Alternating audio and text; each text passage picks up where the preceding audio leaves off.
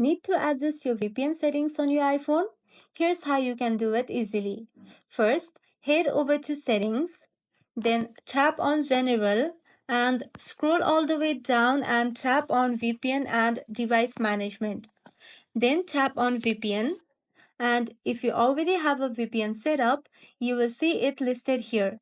Tap on it to view or edit the details like the server, account, or encryption type. Or if you want to add a new one, hit Add VPN Configuration. Choose the type and fill in the information your VPN provider gave you. Once everything's in, tap Done and your new VPN profile will appear on the list. And to turn your VPN on or off quickly, go back to the main settings menu and you will see a VPN toggle just below your Wi-Fi or cellular data. And that's all. If this video was helpful, don't forget to like and subscribe for more iPhone tips and tricks.